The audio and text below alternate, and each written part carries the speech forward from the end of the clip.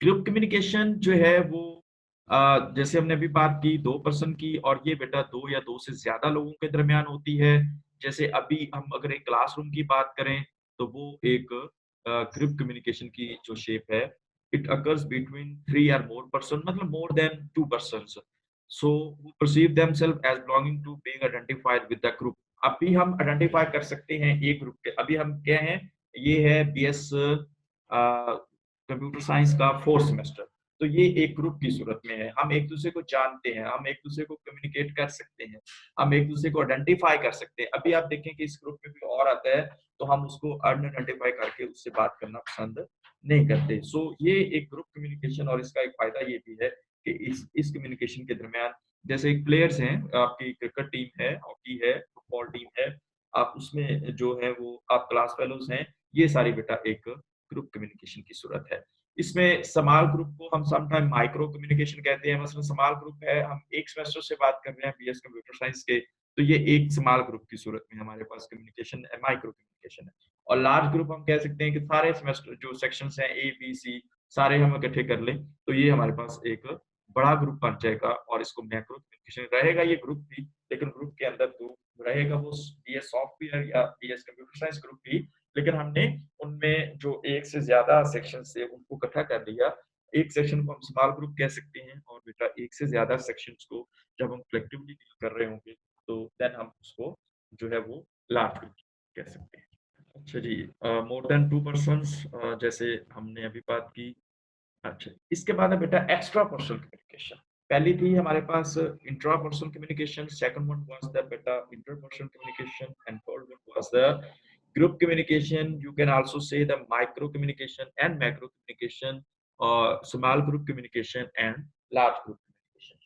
Now we have the extra personal communication. Extra personal communication means जो हम person से जैसे हम बात करते हैं ना लोगों से, तो एक्स्ट्रा पर्सन जो लोगों से बढ़ के हो। Extra personal communication it is the type of communication between human beings and non human beings. Start में हमने बात की थी कि man to man and man to animals. So a parrot responding to your greetings, आप उससे घर में दाखिल होते हैं या अपने तोते से बात करते हैं, तो वो जो आपको रिस्पॉन्ड कर रहे हैं या आप उससे बात कर रहे हैं, जैसे आप सम टाइम अपनी गाड़ी से बाइक से चल मेरी ये शहजादी है, ठीक है, आप उसको जाते हैं, चल शहजादी है, तो बाइक को आप कहते हैं ये मेरी कोई पता नहीं क्या-क्या नाम उसको दे रहे होते हैं, any how.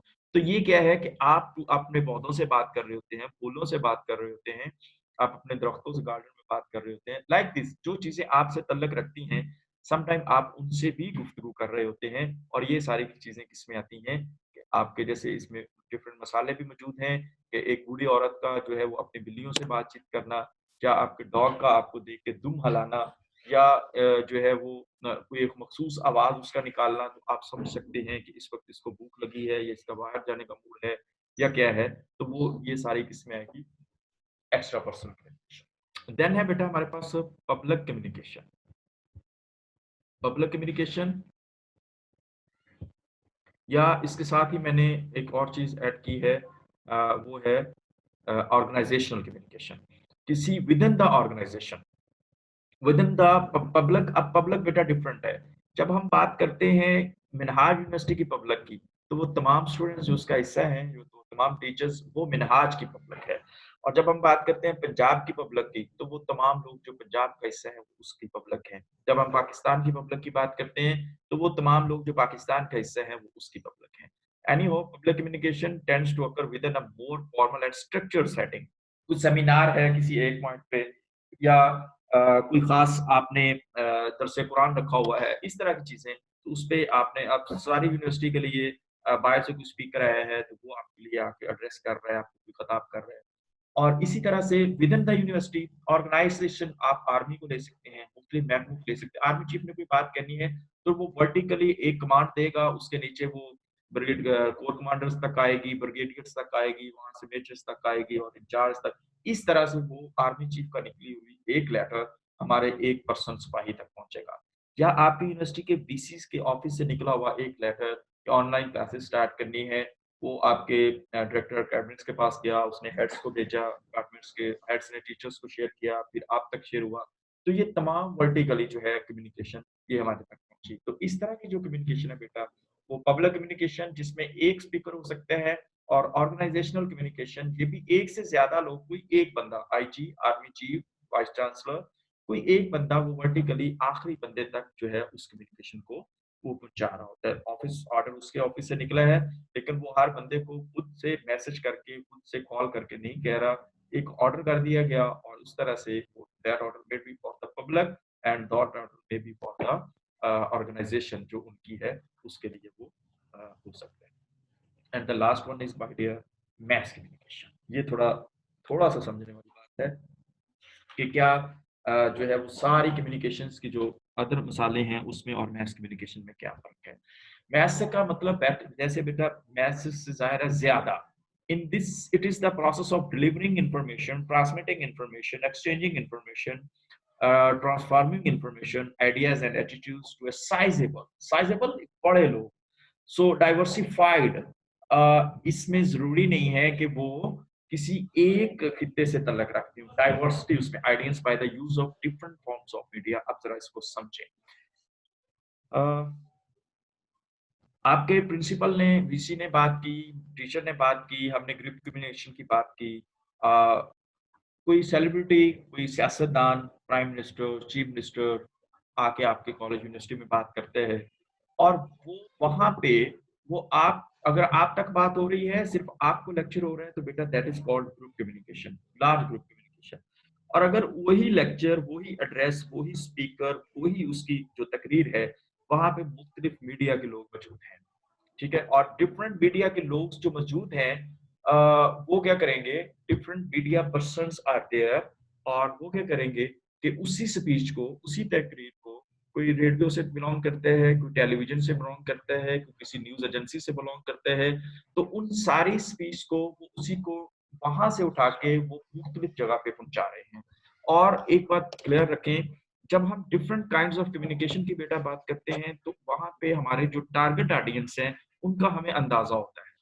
We know the target audience. जैसे हमने ग्रुप कम्युनिकेशन की बात की कि आप क्लास के दौरान एक दूसरे को जानते हैं, समझते हैं कि कौन कौन है। आप अपने टीचर को जानते हैं, दूसरे स्टूडेंट्स को जानते हैं।